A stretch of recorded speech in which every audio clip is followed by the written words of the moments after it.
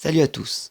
Dans cette vidéo, je vais vous montrer comment utiliser un moteur pas à pas bipolaire avec un moteur Shield équipé d'un circuit intégré L298P.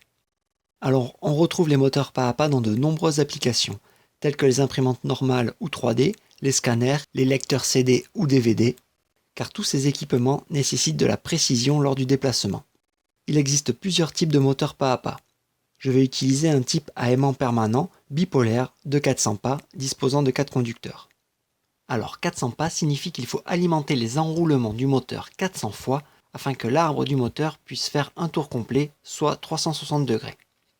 Dès lors, il est facile de comprendre que ce type de moteur offre une grande précision pour les déplacements, et ce au détriment de la vitesse. Et cela on le verra lors des essais. De quel matériel a-t-on besoin ? Alors pour faire tourner ce moteur pas à pas bipolaire de 400 pas équipé de 4 conducteurs pour l'alimentation, je vais utiliser le clone d'une carte Arduino Mega qui contiendra le programme. Et pour l'alimentation des enroulements du moteur, je vais utiliser ce shield de moteur équipé d'un circuit intégré L298P.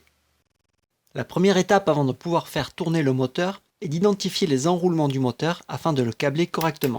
Pour cela, je vais utiliser un ohmmètre afin de repérer entre quels conducteurs se trouvent les bobines du moteur. L'identification des enroulements est assez simple. Il suffit de trouver entre quels conducteurs on mesure une résistance. Lorsque l'appareil de mesure affiche OL pour Overload, cela signifie que le circuit placé entre les deux conducteurs est ouvert. Il n'y a donc pas d'enroulement. Par contre, dès que l'ohmmètre affiche une résistance, ici environ 8 ohms, alors cela signifie que les deux conducteurs mesurés sont aux bornes d'un enroulement.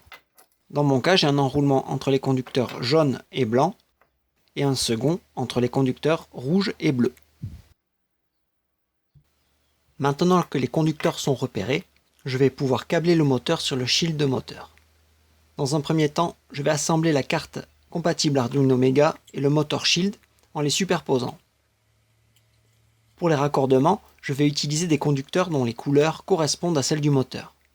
Donc le premier conducteur sera de couleur blanc et je vais le serrer sur le bornier à vis B- du shield de moteur.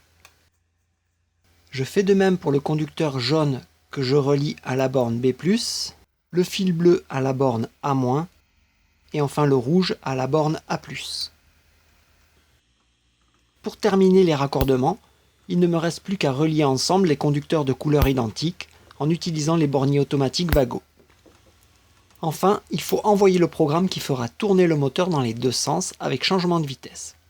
Vous pouvez retrouver ce bout de code sur le site Electrotoile en cliquant sur le lien présent dans le descriptif de la vidéo. Dans le setup, vous retrouverez la déclaration des variables.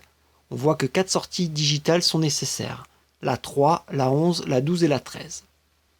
Voici l'exemple pour faire tourner le moteur dans un sens à une vitesse assez rapide pour le moteur pas à pas, mais relativement lente comparé à d'autres moteurs à courant continu. Pour envoyer le programme dans l'Arduino, je clique sur Téléverser. Et maintenant, on peut constater le mouvement du moteur dans les deux sens et à des vitesses variables. Voilà, je vous remercie et je vous dis à bientôt pour une prochaine vidéo.